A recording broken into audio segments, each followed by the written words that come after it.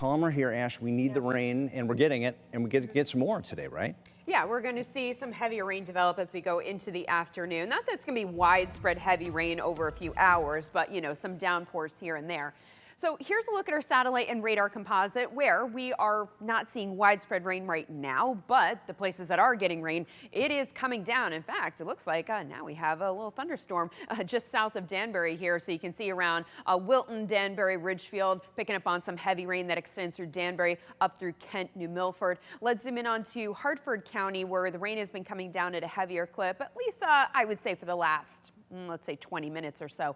You can see right around Burlington to Farmington, Avon, Simsbury, Granby, over towards Windsor. The rain is coming down at a heavy clip. Same over towards Ellington, Tolland, and Stafford. So when you do hit those downpours and you're out on the road, you know, the rain comes down heavier, reduces visibility, causes ponding and puddling on the road. So you do want to be careful out there today.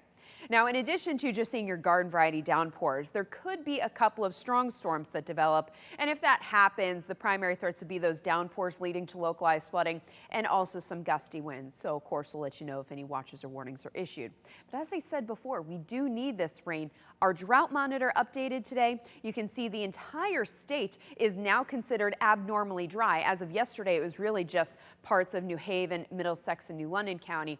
Notice the southern parts of Middlesex and New London County are now under a moderate drought, and it's even worse across northern New England. Good chunk of Maine, New Hampshire, Vermont under a severe to extreme drought. So I actually need a little bit more than we do. 71 degrees in Willimantic right now. It's 74 in Meriden. We're at 75 degrees in New Haven. Let's take a look at our hour by hour, which will show you the rain continuing on and off through the afternoon. Anytime between 4 to about 8 o'clock is when we run the risk for some of those stronger storms. But overall, as we go through the overnight hours, things will dry out. But as things dry out in turn, we could see some areas of fog develop. So it may still feel misty and damp for tomorrow morning, but once that fog lifts, it will give way to more sunshine. So Friday is actually going to end on a brighter note. So if you have plans to be under the Friday night lights tomorrow, you will be fine.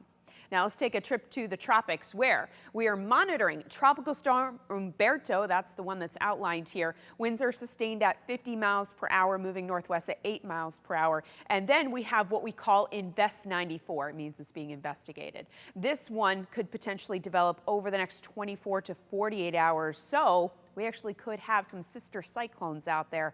Let's take a look at Umberto first. It is expected to gain strength, becoming a Category 1 hurricane sometime tomorrow. And then it actually could become a Category 3 hurricane as we go from Saturday on into Sunday. So far, it looks like Umberto is going to thread the needle between the U.S. coastline and Bermuda. Hopefully it stays that way. But then you got Invest that is expected to develop. That one looks like it could make a straight shot towards South Carolina. Question is it going to be able to go to South Carolina, or does it get absorbed by Umberto? Because that's what happens sometimes, is that when you have them out there, the stronger one may absorb the weaker one. Now, it doesn't become a super hurricane or anything like that. It basically just gets absorbed by the other, and that's it. So here's a look at our 8-day shoreline forecast where things are looking nice on Saturday, but along the shoreline we may see some light shower action Saturday night into early Sunday morning, but overall your Sunday will be salvageable.